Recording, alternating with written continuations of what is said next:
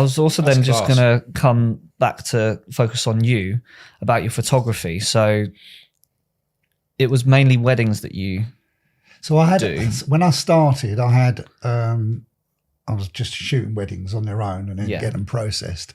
Over a few years, I ended up having 3 shops, had a partnership with my brother, and I had a lab, a full-fledged lab. So I know nowadays everyone's like, what's a lab? You know, because everyone's shooting digital now. But at the time I was shooting film, processing it, everything on there. I had a studio, so I'd done portraits. I would do a little bit of commercial, just a bit of everything. Cool. Then I wanted to slow down when I hit a certain age. I thought, you know what? I need to be, because I was at that time getting divorced and I wanted to be with my kids more. So I slowed down. I sold the shop. Gave up that side of the business and then concentrated on just doing weddings and portraits. Okay. And just had an office in my garden.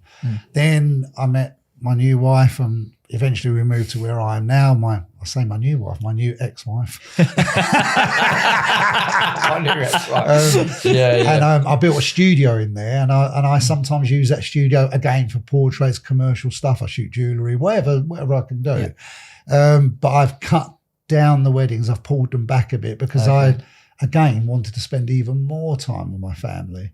So for the last I'd say 15 years, I've just each year just slowed it down a tiny bit. So rather than working for money, I work to live. I look after myself, and because if you're not healthy, if you're not looked after, you're not going to be able to look after anyone else. So completely health. So health is wealth, isn't it? At the end of the day, health is definitely wealth. But obviously, if there is groups though that need photography or for because it might not be a wedding, then by all means get in touch with Dave. We'll put all his contact details in the description. And then I'm sure you can sort something out regarding that. What is it you look for in a photo? Like, do you capture a moment, an emotion, like someone being more natural, or is it just something? Did you do much filming, like photos and stuff in Vegas as well? More to the point. Yeah, I've done loads. I love shooting in Vegas. There was, it's a place where you can get some great shots. I've done lots there. Yeah, the architecture's unreal, isn't it? Yeah, I always think that now. I've been going for like over 10 years, and as soon as I get there, you just look at some of the buildings. It's just fantastic. It's crazy. They must have the best architects in the world. Dealing with the Strip. I mean, I went to those buildings.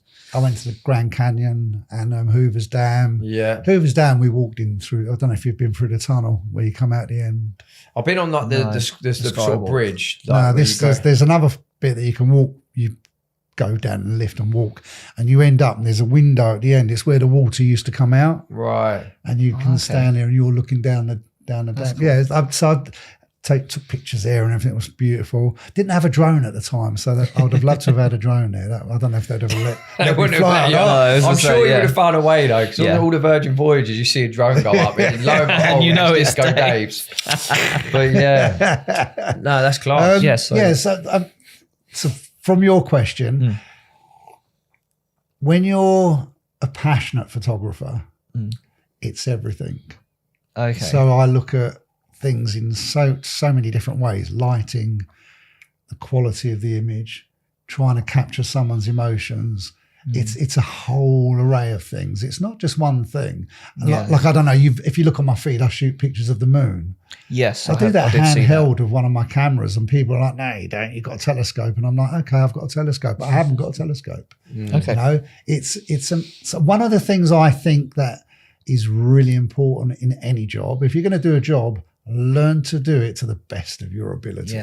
Yeah, and put the passion into it, put the fire into it, and that will then come out to you. What you just now said about you would then look for those moments, because trying to bring it out in the pictures. Yeah, I was going to think when I've looked at photography, it just seems sometimes you go from one angle being like that's a good photo, then another one, it's not necessarily framed very like professionally, but you've captured a moment, an emotion, someone in the middle of something, and you think, and that's like a beautiful part of it. So a lot of photography, when you speak to people, a lot of photography is just pick up your camera and shoot, which is what it is nowadays.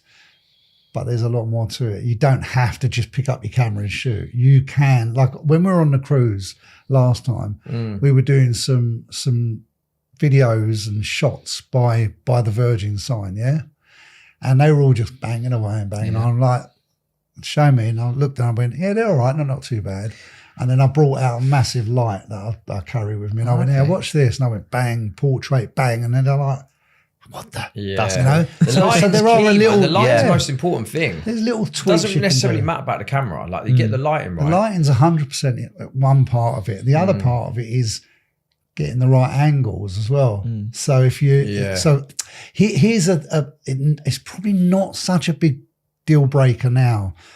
But if you're a short photographer doing social work, you will struggle to get the right angle on the people because you're looking up rather than down. Do you know what, I know that sounds silly, but no, it doesn't sound silly because you're right. Like when someone takes a photo from high up, the angle looks so much better. It's more complimentary. Yeah, you know, right? So if you're doing a picture for your podcast, right? Rather than like I'm sitting flat. This is why people tend to like hold the camera up. There. Because if you have a slight angle, just a slight angle can make you more masculine, let's say. Okay. You know? And if you do it from the top, especially for a woman, it makes her look a little bit more slender.